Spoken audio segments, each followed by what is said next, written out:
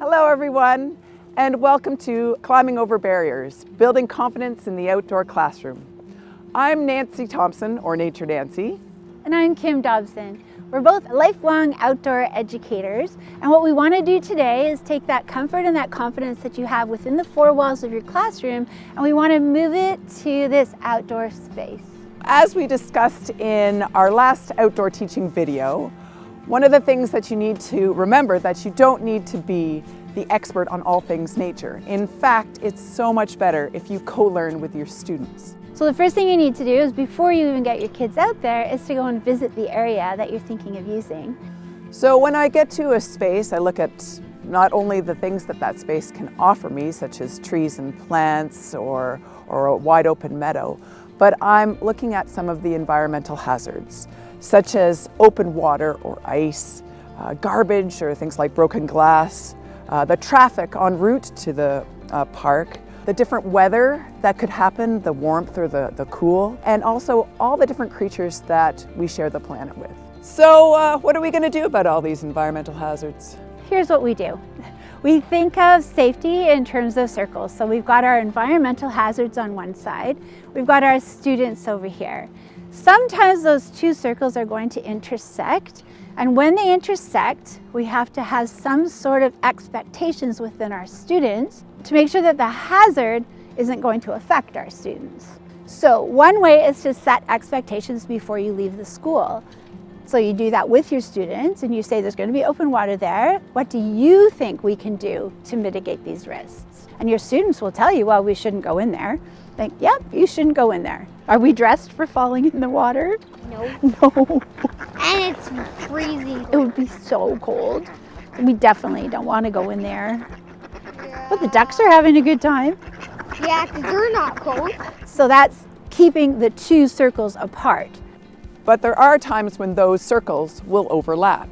Say if a dog is off leash, then it's important to talk about what do we do if a dog comes into our space that we are exploring. So the students will come up with the ideas around we shouldn't be touching dogs we don't know, and if a dog comes up to us, we just make sure that we keep our hands down and just stay still.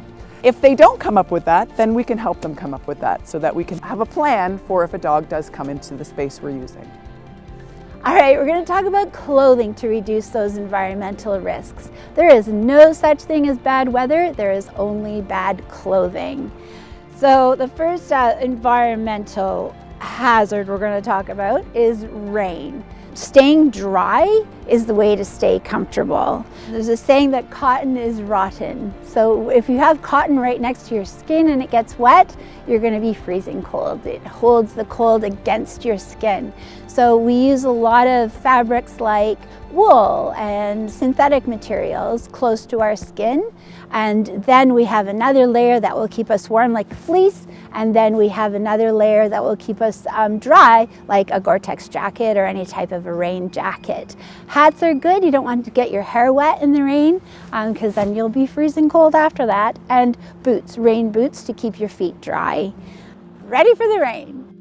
Cold is our next one. Winter, you need layers, lots and lots of layers. The layers are going to insulate you, but you can also regulate your temperature if you're wearing layers. If you've got one snowmobile suit on and you heat up, there's nothing you can do about that. But if you have got on your fleece jacket and then your down jacket and then your rain jacket over top of that, you can take layers off. A hat, good way to regulate your temperature on and off, because the last thing you want to do is be wet from the inside out. So if you've got too many clothes on, you're going to sweat, you're going to freeze. So you need to have ways to regulate your temperature. It's okay to be cold, it's okay to be wet. I think we're actually going to build resiliency in kids if they're a little bit uncomfortable and they realize that it's okay to be uncomfortable. We're not going to put them out there on purpose to be uncomfortable, but if they get a little wet or they get a little cold, they realize, hey, I'm okay, I can survive this, and then I can survive other things. All right, I'm thinking about spring. We're thinking about black flies and mosquitoes and ticks. And the way that we can mitigate those is to wear long pants, socks, and shoes. You won't believe how many things long pants, socks, and shoes can save you from. So ticks, you need to tuck your pants into your socks so that the ticks can't get up underneath.